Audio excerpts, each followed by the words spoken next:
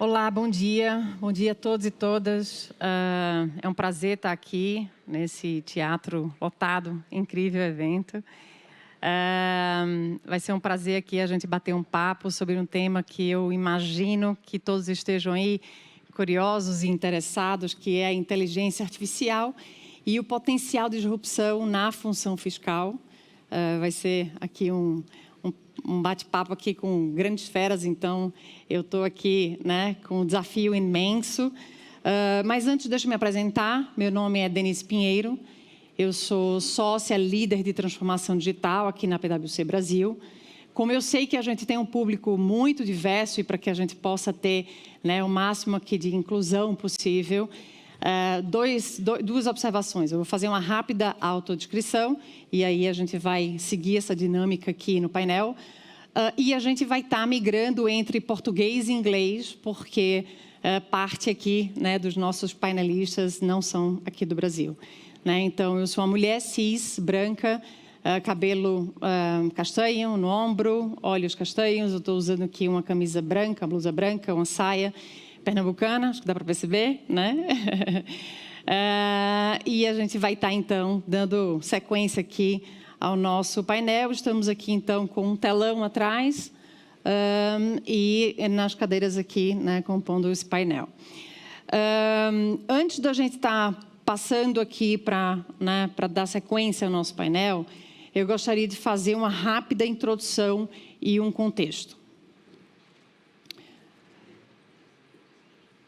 A PwC tem uma pesquisa, não sei se vocês conhecem, a CEO Survey. A gente acabou de lançar a 27ª edição, agora em Davos, em janeiro. E a pesquisa traz um dado importantíssimo, né, que 41% dos respondentes aqui no Brasil e 45% no mundo não acreditam que suas empresas vão sobreviver em 10 anos se continuarem no rumo atual. Então, é perceptível, né, o quanto as empresas estão necessitando se transformar, mudar, né? Então, apesar da inteligência artificial generativa, né, o GenAI, como a gente chama, tanto a sua adoção como toda essa integração estratégica tem sido... Está funcionando? O outro? Ótimo, melhor, isso não fica... Né? Legal. Então, toda a inteligência artificial generativa, né, toda a adoção, né, e toda a integração estratégica, de alguma forma, tem sido adotado nas organizações, ainda com uma certa limitação. Nessa pesquisa, os CEOs indicam que ainda tem um grande impacto vindo pela frente. 58% dos CEOs entendem que o GenAI vai impactar de forma significativa na qualidade das atividades na ponta nos próximos 12 anos. 70% dos CEOs entendem que vai haver aí uma mudança significativa no valor das companhias, né? Na forma de gerar valor, de agregar valor nos próximos 3 anos, né? Então, é perceptível aí o quanto os CEOs têm o tema de inteligência artificial e o GenAI na agenda, né? Nesse contexto, inteligência e automação tem sido aí um tema explodindo aí em todas as indústrias, né? Não tem uma única indústria que tem sido impactada pela inteligência artificial e a inteligência artificial generativa. Existe uma aceleração enorme em termos de adoção, novos setores sendo impactados e criados, inclusive, e tem aí, né, um alcance, um impacto tremendo, né, quando a gente olha aí não só o potencial e a projeção, né, do impacto no mercado. A gente vê aí, né, muito investimento, né, sendo de alguma forma repensado, né, para adoção. Muitos novos trabalhos, força de trabalho sendo impactada, né, com novas funções ali pela inteligência artificial e, portanto, aí um otimismo muito grande na adoção de inteligência nas suas, né, organizações. Então, existe uma oportunidade muito grande, mas também tem desafios, né? E os mesmos desafios que a gente enfrenta na adoção de inteligência artificial, os órgãos reguladores também estão enfrentando, né? Existem dados aqui que comprovam que 80% das autoridades fiscais, de alguma forma, já estão utilizando dados, né? Big Data, aqui no contexto, né, evolutivo, mas tem ali ainda um grande desafio, a adoção de dados, né? A qualidade de dados, a gente brinca que o garbage in, garbage out, né? Então, se você não preocupa com o dado de entrada, a saída também não vai ser de qualidade. E outro dado aqui, né, que 50% também dessas autoridades fiscais, de alguma forma, já têm utilizado inteligência artificial, minimamente ali, quando a gente olha a avaliação de riscos, né? Então, existe um avanço muito grande, então precisa haver um compasso aí, né, importante das organizações na adoção de inteligência artificial. Bem, esse foi um rápido aqui contexto. A gente agora vai passar para inglês, né? Então, eu vou estar mudando aqui porque a gente vai passar para o Horácio. Horácio, I'm going to switch here to English. I would like you to introduce yourself, please, and then we will move forward with the other ones before the Q&A. Perfect. So I'm still Horacio Peña, and I still identify myself as white male, middle-aged man with a black suit and white shirt. Yeah, I think you have the. Yeah.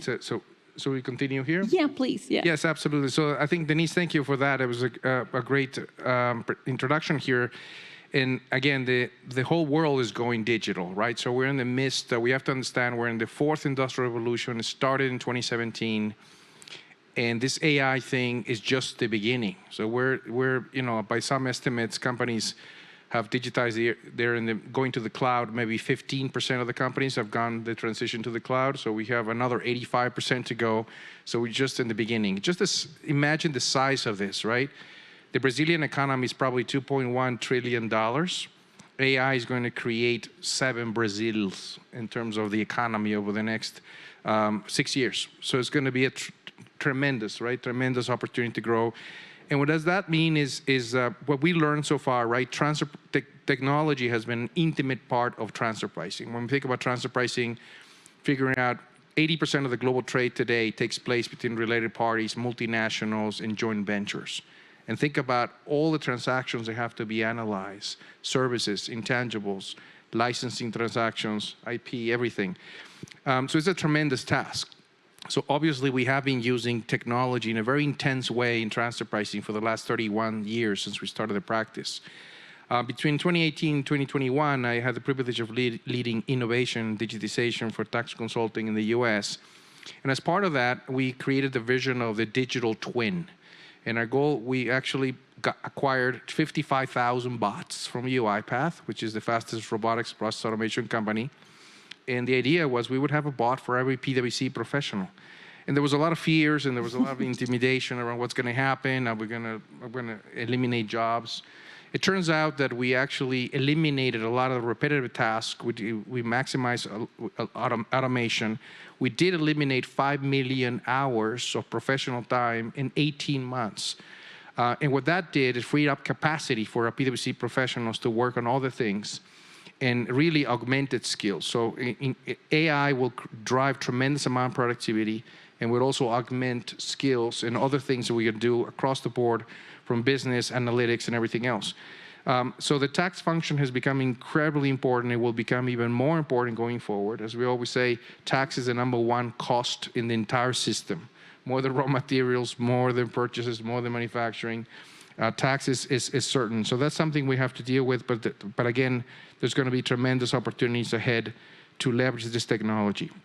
At PwC, we started this a long time ago. In 2006, we created an amazing center of excellence in Argentina, and we started hiring data scientists. We started hiring mathematicians. And my friends and colleagues and my partners said, well, but this person, Juan, doesn't know anything about tax or transfer pricing. And I was like, yeah, but they're amazing analytical skills. So we have mathematicians, data scientists, engineers, chemists, physicists, people who really know how to solve things and really understand algorithms. And since then, our journey has been tremendous in terms of, we did the first pilot AI project 10 years ago in transfer pricing and international tax and other concepts. And so PwC has been client zero from the very beginning. So we've been applying these technologies to ourselves to provide more value to our clients and help them solve complex problems. Right now, in the last few months, we've accelerated the pace. We're making $1 billion investment over the next 3 years. We created a program of digital accelerators of people, technical experts that would actually stop working on client service for a while, getting up to speed very quickly, and bring those skills back to the practice. So I think the interesting thing is that data, we all have the data in our companies. In theory, that would be a commodity. Technology, one could say, with all these open algorithms, is almost a commodity as well. What's really challenging is what we need is integrators, people that can actually solve for those user cases, define with great precision the user cases that we want to solve for. What is the data inputs that we need? What are the calculations we need to make? And what are the outputs and reports we need?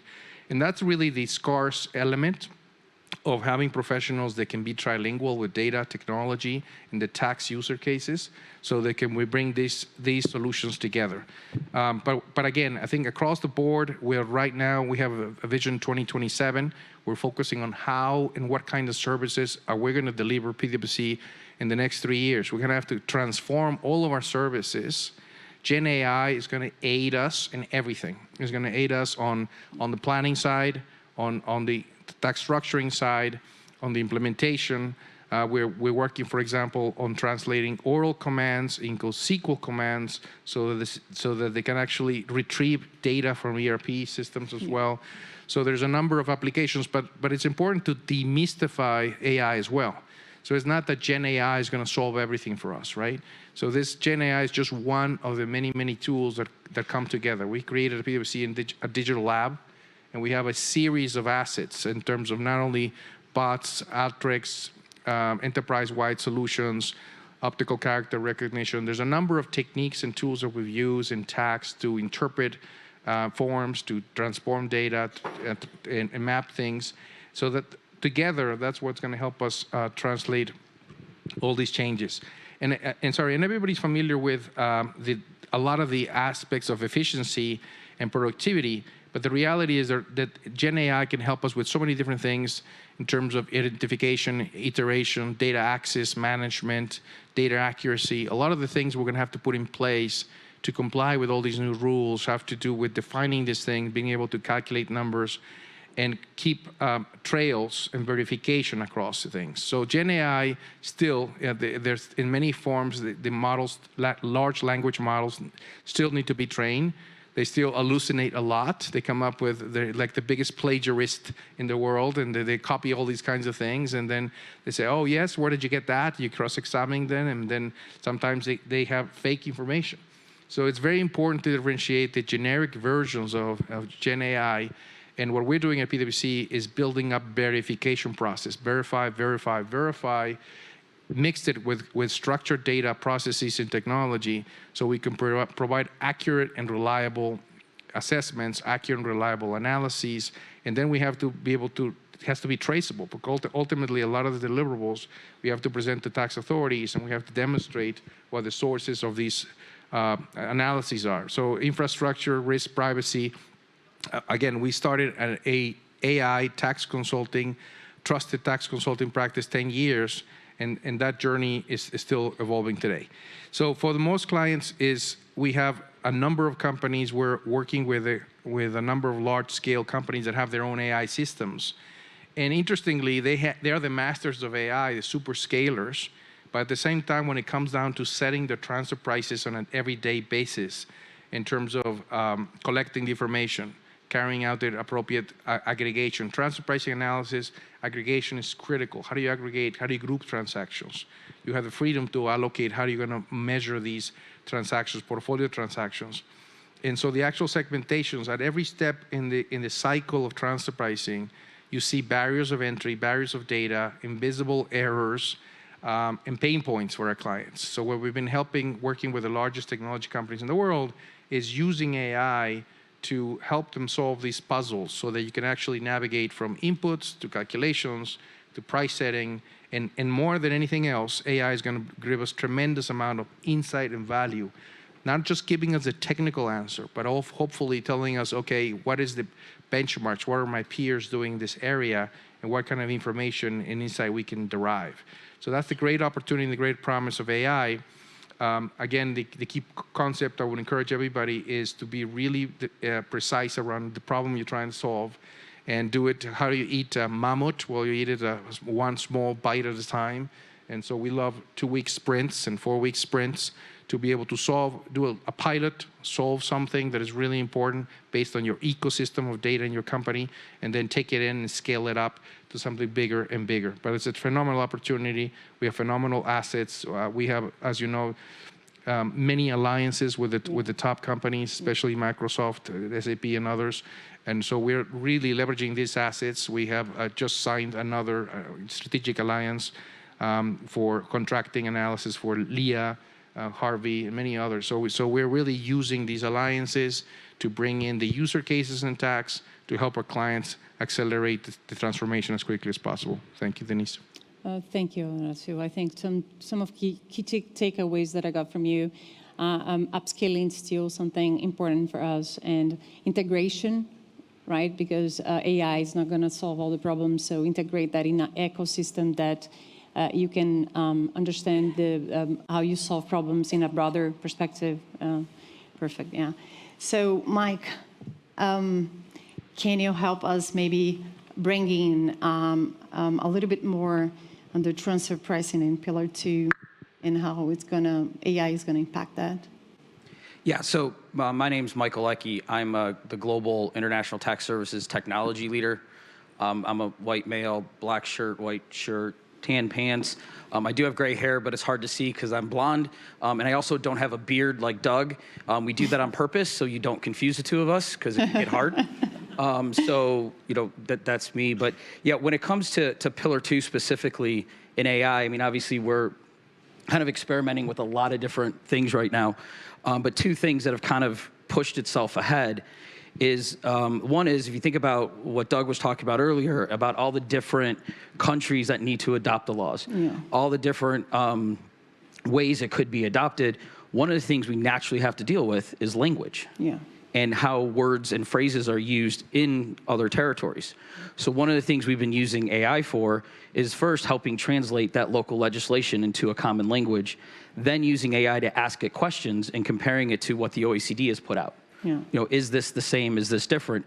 And it's starting to produce answers to those questions. Now, are those answers right? Not all the time. But they at least start us down a path of when we get the local territories, local countries involved, they have help with answering that question. So just utilizing AI, just kind of literally almost out of the box, basically, we're able to help with a Pillar 2 system that is truly global, that is multilingual, to help us be able to build the engine and get the computationals right. The other piece we see AI playing a big role is when we're looking at our qualitative analysis. So when we're looking at an org chart, like some of the org charts that were up earlier today, you know, what does that mean from a Pillar 2 perspective? How we analyze that, how we label things, how we identify maybe where filing requirements are, where are natural breaks in the organization, that we're going to utilize AI to help us and enhance that so it's not a person doing that, going through an org chart and marking it, you know, line by line, box by box. We'll have technology that'll help us with that identification process. Obviously, there's a lot of other things we're exploring, but I think those are the two things right now that kind of stand out, leading the pack, that are actually impacting how we're going to, you know, either build the engine or how we're going to market or how we're looking at things. Yeah, great. I'm going to switch back to Portuguese real quickly. Pedrão, acho que aqui na PwC Brasil a gente tem, né, movimento incrível trazendo AI e Gen AI. E eu entendo que tem movimento muito grande que a gente chama de citizen-led innovation, né? Ou seja, de alguma forma, né, a gente possibilitar atividades do dia a dia, né, com o uso do Gen AI. Aí tem um potencial incrível. E tem o que a gente chama de business-led, que é a integração, né, que o Mark estava trazendo aqui também nesse contexto, que é mais complexo, né, porque você demanda ali não somente o treino, mas também a incorporação disso nos seus produtos, né, digitais. Então, fala aí para a gente um pouquinho, né, como é que a gente tem incorporado né, nos trabalhos e funções fiscais na PwC Brasil. Bom dia a todos. É um prazer estar aqui com vocês. Meu nome é Carlos Pedralo, como Denise falou. Eu sou grisalho, cabelo e barba, uso um óculos alaranjado, terno cinza, camisa azul marinho, calça. Vocês devem ter percebido que esse processo de descrição natural das nossas palestras é muito comum e está muito alinhado com as nossas práticas de diversidade e inclusão, né? Como a gente pratica e coloca na prática aquilo que a gente imagina em relação a isso. Mas eu adoro usar esse descritivo como exemplo, porque ontem à noite, pensando exatamente como é que eu ia fazer a abertura desse bate-papo com vocês hoje, eu desafiei as minhas filhas com o ChatGPT para criar a minha imagem em relação às descrições que eu ia dar aqui hoje, né? E por óbvio que eu comecei exatamente com essa mesma descrição e, ao final disso, na minha opinião, a foto que saiu parecia muito com Paulo Zulu. Um modelo brasileiro que fez muito sucesso na década de 90. Minha filha pequena olhou para cima, para baixo, falou assim: pai, vamos melhorar a descrição. E aí isso me traz para exatamente o que vai ser o desafio da nossa próxima década, trabalhando inclusive com as informações fiscais, né? Vai ser requerido de nós muito mais a capacidade de perguntar e de fazer exatamente o drill down das informações que nós queremos conseguir, do que necessariamente ter o conhecimento propriamente dito, né? Vai ter uma troca nessa relação com a AI, de uma forma que talvez a AI não seja uma substituidora do nosso processo de pensar, né? Não vai emburrecer a humanidade, mas ela vai fazer com que a gente trabalhe a partir de um outro formato, aprendendo a fazer as questões certas e as perguntas certas. Quando você sai exatamente desse modelo, né? E aí eu vou dar um spoiler do nosso convidado do próximo painel, e traz ela para a realidade do nosso manicômio tributário, né? E aqui eu preciso dizer, né, muitas vezes eu sou desafiado para explicar para não residentes qual é a realidade no Brasil em 5 minutos. Né? Eu vou falar da complexidade fiscal nossa. Sim, eu também fui consultor tributário e sou ainda, né? E aí a gente olha esses diversos elementos que estão no slide para vocês, mas eu acho que o que mais me insinua, quando eu vejo todas essas dificuldades que a gente enfrenta no dia a dia na função fiscal, é exatamente o campo de oportunidade que nós temos aqui de explorar a riqueza, né, dos dados e da complexidade fiscal brasileira, que talvez ela seja única, levando a gente a ser o país que demora mais tempo para entregar e para cumprir as obrigações fiscais de acordo com aquela pesquisa do Banco Mundial, acho que a última feita em 2020, mas ao mesmo tempo ela traz um contrassenso, né, e uma realidade fática que nós somos talvez o país mais avançado do ponto de vista de ambiente digital fiscal do mundo. A gente tem um ambiente de nota fiscal eletrônica há mais de 13 anos. A maioria dos países europeus estão pensando se eles vão criar um processo de homologação que vai passar pela autoridade fiscal ou se vai direto do vendedor para o comprador. Quando você entra nessa realidade, você percebe que parte de toda aquela evolução da pirâmide que o Horácio bem colocou aqui, sobre todos os elementos que a gente precisa passar para ter uma responsabilidade do ponto de vista de approach, de introdução de tecnologia e de utilização de tecnologia, não é difícil você estratificar aqui e falar o seguinte: olha, o que a autoridade fiscal fez ao longo desses últimos 5 anos, 10 anos? O que é o SPED contábil no plano referenciado para vocês? Se não uma forma de colocar todo mundo no mesmo formato para que ele possa criar comparabilidade com o dado que ele já tem na mão. Comparar balanços contabilmente é fácil, né? Circulante, não circulante, mas você colocar todo mundo na mesma base de comparação e poder tirar dali insights do ponto de vista de qual foi o crescimento da receita, quanto que isso reflete em relação ao tributo do VAT pago, quanto que isso implica no PIS e na COFINS, no ICMS, no IPI, enfim, todos os tributos que a gente está acostumado a lidar. O fisco e as autoridades fiscais, eles já vêm, ao longo desses últimos 10 anos, se preparando para trabalhar com talvez uma tecnologia que se aproximasse ao que a gente tem hoje, na realidade, que é a inteligência artificial generativa, que ele pudesse interagir de forma muito humana, mas ao mesmo tempo buscar e deixar que a inteligência artificial fosse uma ferramenta importante para que ele pudesse sim trabalhar a evolução do processo de fiscalização e, por que não dizer, o processo de vistoria dos nossos clientes e dos seus procedimentos tributários, né? E aí, quando você sai dessa complexidade e você entra na complexidade do dia a dia da função fiscal, e aí, voltando, né, a questão do citizen-led ou business-led, a polivalência do profissional fiscal, do profissional tributário no Brasil, já vem de longa data.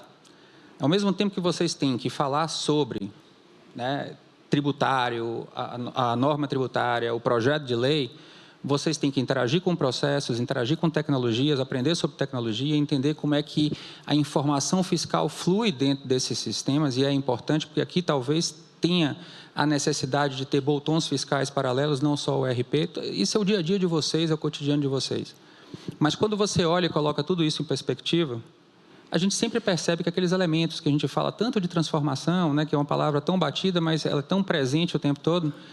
Você tem pessoas, você tem processos, você tem tecnologia, você tem dado, né? Falamos tanto de dado aqui hoje de manhã e agora. Onde é que eu vou depositar a AI em todo esse ecossistema de engrenagens? Onde é que ela vai entrar para juntar determinadas informações, como o Doug falou, 50% talvez esteja dentro do RP, mas 100% dos dados transacionais estão na função fiscal. Sem, eu me atrevo a dizer, mas sem ou pelo menos próximo disso. Por quê? Porque tudo é estampado dentro de uma nota, tudo é estampado dentro de uma obrigação acessória. Por quê? Porque a gente foi trabalhando esse consenso, essa padronização de informação para que o fisco pudesse alimentar o Big Data e, a partir dali, pudesse fazer o que ele tinha que fazer de melhor, que é analisar e usar dados comparáveis. E a AI, ela entra na nossa vida e no nosso mundo dessa forma, né? Ela vai ajudar a gente a poder dar um passo além do que a gente faz hoje, né? Quem aqui é do mundo do compliance também? Rapidamente. Beleza.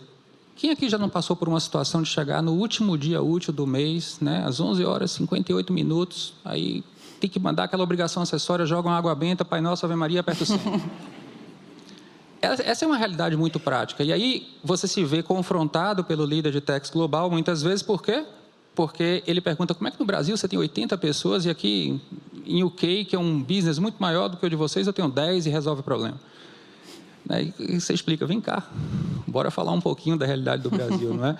Eu acho que isso demonstra o campo de oportunidade que nós temos para explorar essa AI de forma inteligente. Eu não acredito que ela seja disruptiva ao ponto de substituir, mas eu acho que ela vai ser um catalisador de aprendizado para nós nos próximos anos e, sem dúvida, vai engrandecer aí a atividade da função fiscal.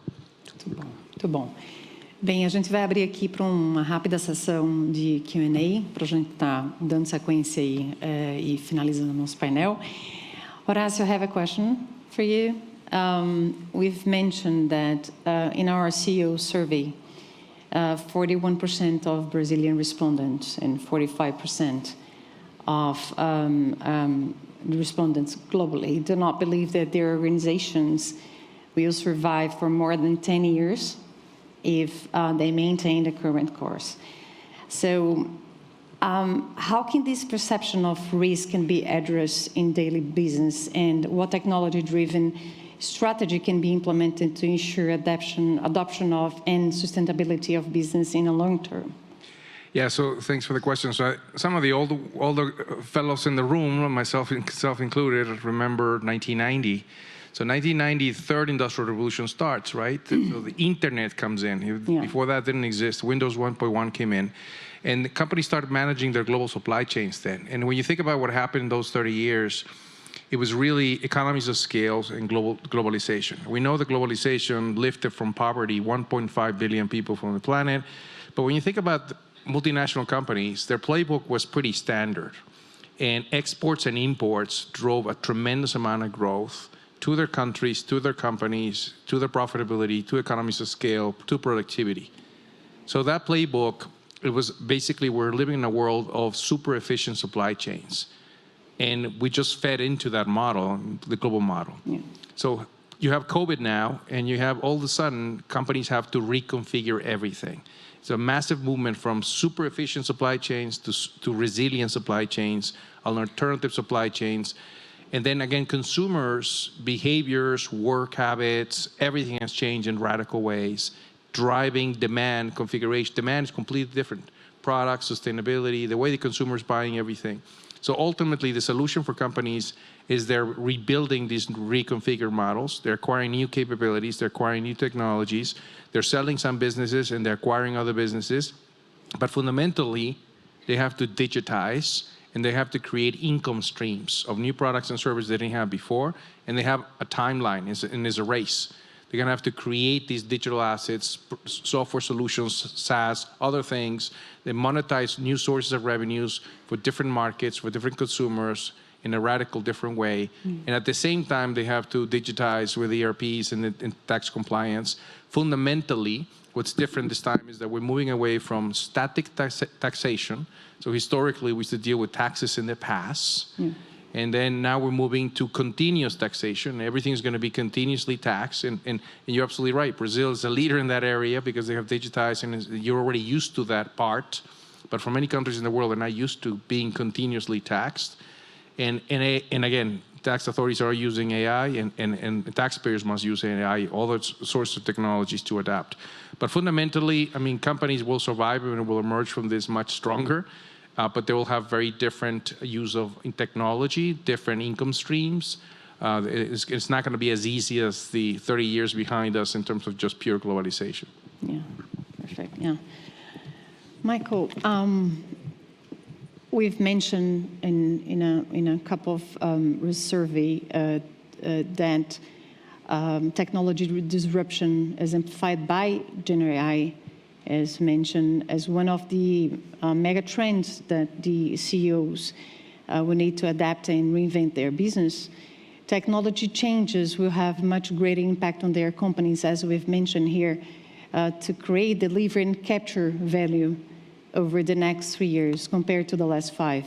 So how can business model be restructured to integrate technology solutions, and which areas will be most impacted by emerging opportunities? Well, I think the second question is easy. It's everywhere. Yeah. I guess you want a longer answer than that. But I think when you think about, there's a slide earlier today, it talked about people, process, data, technology. There's a reason I use those words in that order, is when you think about like what's going to change, what's going to be different. I think the data side of this, and we've said data over and over and over today, the data side is going to be very different. And I think how you think about data is going to be very different. I think up until about 15 months ago, everyone always thought of data as the numbers. It was your ERP, it was the numbers in your ERP. And all of a sudden, ChatGPT came along, and all of a sudden it's using words, and it's using words as data. So all of a sudden now, people have to start to think about, well, where's the data in my organization? Where's the value of my data in my organization? It may not just be the numbers anymore. It may be the words you put on a piece of paper. It may be the pictures you draw, like earlier today with some of the other sessions, there were pictures up on slides. So now it's thinking about where's that data, where's that value, and how do you start to capture it? And I think it was mentioned just earlier, 50% of that data, we believe, may not exist in current systems today to be able to do Pillar 2. So how do you capture it? How do you gather it is, I think, going to be one of the big things. And where does it transform? I think it's going to depend on, every company is going to be different. There are going to be different points of their journey. And I think it's going to be potentially disruptive, but not in a bad way, in a good way. Great. Pedrão, back to Portuguese. A implementação da AI generativa no contexto, no conceito do Connected Tax Compliance, né, tem o potencial de aperfeiçoar a eficiência dos processos fiscais, numa visão do end-to-end, né, abrangendo desde a análise de dados fiscais até a previsão de riscos, contribuindo para decisões estratégicas mais informadas. Pensando na implementação de soluções digitais, né, aí seria muito mais no contexto talvez do business-led que eu comentei, né, que é integrando e trazendo inteligência artificial dentro dos produtos digitais, como elas contribuem para a otimização da gestão fiscal para as empresas em geral. Belíssima pergunta, Adê. Connected Tax Compliance é um approach, é uma forma da gente olhar o compliance de uma forma muito mais integrada, numa visão end-to-end do processo. E aqui, pensando num país como o Brasil, né, como a gente falou, um ambiente já realmente evoluído do ponto de vista digital, a gente tem que falar do ponto de vista de onde eu consigo a informação, como eu trago ela para dentro, como eu trabalho ela dentro do RP, como ela flui para dentro de uma solução fiscal, seja lá qual for que vocês usem, como é que uma solução de mensageria integra esses elementos e por que tantas vezes, ao final disso tudo, quando eu preencho uma obrigação acessória, eu ainda tenho discrepâncias que fazem com que a atividade fiscal normalmente tenha que voltar nesse processo algumas vezes durante o fechamento mensal para chegar na informação mais acurada possível. Por que isso acontece na prática? Porque quanto mais elementos você coloca nessa cadeia, mais a capacidade ou a possibilidade que a gente tem de criar discrepâncias nessas análises ou criar figuras que não deveriam aparecer, como, por exemplo, como eu preciso replicar uma nota fiscal quando eu trago ela para dentro, e o que provoca uma série de erros que a gente está acostumado a lidar no dia a dia. Quando você olha nessa acepção do que é uma coisa mais fluida, e você olha a autoridade fiscal, que está trabalhando com Big Data, com dado padronizado que você preparou para ele, e está olhando com inteligência artificial, o que ele compara em última instância? O dado primário, nota fiscal eletrônica, com o SPED. E a gente tem esse catatal de coisa intermediária aqui que faz com que tudo isso possa se distorcer ao longo do tempo. Quando você coloca isso em perspectiva, não dá para você fazer isso de uma forma sem que você repense o compliance, repense os processos, repense a forma de fazer diferente. Mas, sim, usando tecnologias como a inteligência artificial generativa, porque a gente fala de inteligência artificial, mas ela tem diversas acepções, né? Você tem o machine learning, o deep learning. A generativa é aquela a última que a gente vem conversando, que vem propiciando, talvez, aí, criando essa disrupção que a gente tem visto, mas tudo isso que eu falei aqui são inteligências artificiais que já estão ao uso e ao alcance de nós, dentro das ferramentas que a gente usa no dia a dia, às vezes a gente nem sabe.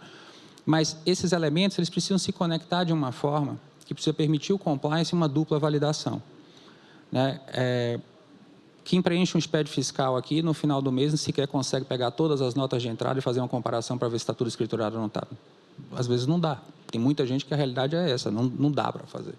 Por quê? Porque o processo é tão digital e o volume é tão grande que isso se distorce ao longo desse caminho e é praticamente impossível, com as ferramentas que a gente trabalha hoje, voltar para essa triangulação e fazer o processo simples que a autoridade fiscal muitas vezes faz. Então, eu acho que esse approach é olhar sob a perspectiva das tecnologias que nós temos. O quanto que o ERP e as soluções fiscais elas vão evoluir ao longo do tempo, porque elas também têm uma pegada de evoluir para uma acepção mais analítica e menos de preenchimento de obrigação acessória pura e simples. E a partir do momento que esses elementos eles vão evoluindo, junto com a inteligência artificial e junto com o operador de tax, eu acho que essa simbiose vai acontecer e ela vai começar a provocar a verdadeira transformação que a gente quer, né? Que é transformar o dado realmente num elemento mais do que importante, né? Quase que vital para a tomada de decisão e para fomentar a autoridade fiscal em relação ao que ela precisa ter. E eu sempre me atrevo a dizer quando eu falo isso, né? Vira e mexe, a gente está em projetos internos e a gente fica discutindo onde seria o repositório hoje existente dentro de uma companhia que pudesse prover a maior quantidade de dados possível ao menor esforço possível. Eu não vejo outro senão a nota fiscal eletrônica, gente. Ele é idôneo, ele é validado, né? Ele é uma relação de duas partes, compra e venda, com a terceira parte, que é a autoridade fiscal homologando, quer dizer... E ali ele está espelhado toda a transação, 200 campos, imagina a quantidade de combinações, se cada campo desse for uma chave de busca, de perguntas que a gente pode fazer, né? A gente congela hoje no chat GPT para falar assim, qual é que eu vou fazer, qual é a primeira pergunta que eu vou fazer lá? Todo mundo para uns 2, 3 minutos, o que eu vou perguntar?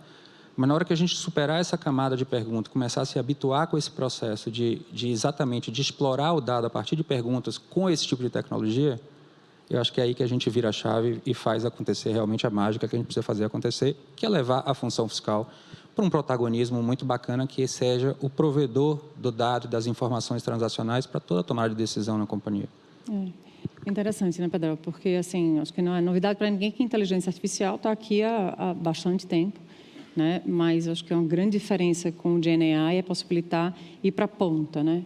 Inteligência artificial, ele de alguma forma estava muito concentrado ali em áreas de CDO, né, que são Chief Data Officers, né, e áreas ali com cientistas de dados, e agora chegando na ponta. Mas não adianta ter a tecnologia, a gente tem falado isso bastante aqui, se você não tem a mentalidade do querer usar, né, do ser curioso, né, de não se preocupar, né, se a força de trabalho vai ser substituída. A gente, né, muito otimista aqui de que tem pesquisas ali, né, dizendo e trazendo de que novos empregos vão surgir em detrimento da inteligência artificial.